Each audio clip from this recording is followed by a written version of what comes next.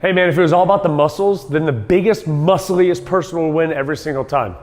But I just got done with a race in Austin, Texas, and the guy who won looked from waist up like a 7-year-old, and from the waist down, well, I don't know, he was so far in front of me that I couldn't see him.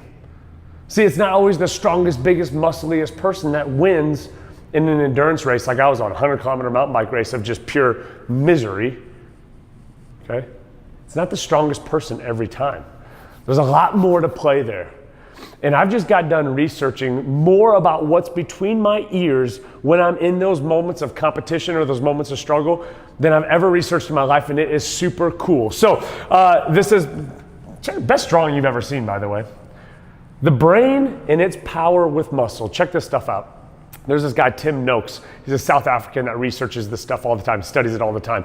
And he studies the role of the brain as what he calls the central governor.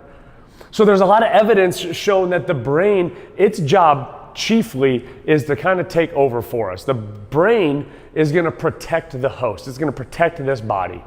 So there's a couple of things that happen here. And what he's shown is as people reach that breaking point, that failure point, that struggle point, the brain senses this breakdown in ability far before we hit that actual breaking point. And because the brain says, hey, I gotta maintain, I gotta keep this body alive, the brain pumps the brakes on muscular output. So think about this for a second. I could be out on my bike pedaling, and yeah, I'm tired, and yeah, it's tough, but I got a lot more in the tank. But before I drain that tank completely, my brain, as a central governor, stops how much output I can get from my muscles, even though there's still more in there.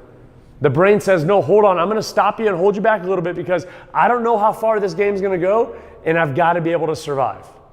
That's pretty crazy. The brain's job is to protect us from us. So I know it's kind of weird, we're thinking of the brain is separate from us and we are the same thing, but you gotta understand the concepts here. The concept is that this powerful thing can change what happens with the rest of this body before we're even consciously aware of it.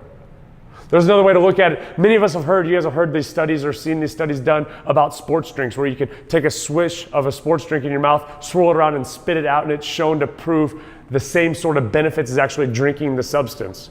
Well, the reason is because we got receptors in our mouth that can identify what nutrients are coming into our system before they're even in our system.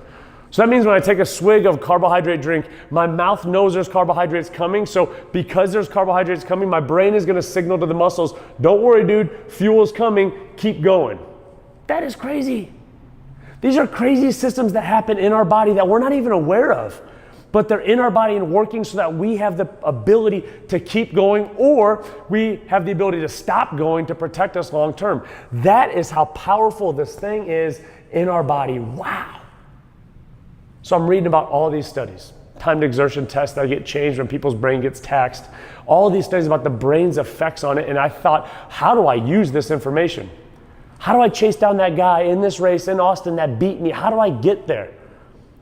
And I guess the thing I learned after reading all of these studies was this: perception is such a greater key indicator of my ultimate output than how many goo packs I've had, how much protein's in my diet, whether I'm ketogenic or on slow carb, what I had for dinner last night. My perception of how I'm operating works at a level that I can't even be consciously aware of. So what do I do with that? Many of us in this gym specifically work out for 45 minutes to an hour at a time. Let me tell you guys, for 45 minutes to an hour, you need nothing. But if your perception says, I need that swig of drink, or I didn't have my right bar before the workout, or I don't know what, if you have anything of doubt in here, it doesn't work.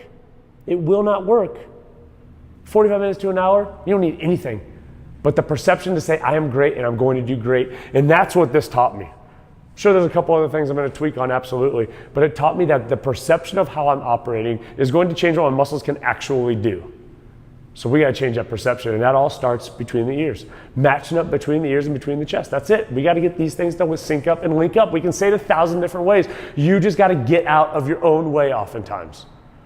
So while Tim Noakes teaches us that the brain's a central governor, I'm going to tell you guys, you're in charge of your brain. The thoughts that come from out of here are the thoughts that you also put in there. So we're in charge of it. So we got to start taking charge of it. So grab the reins, guys, put the right thoughts in there and go to work, because that's the only way to get this thing to work in totality. Get some.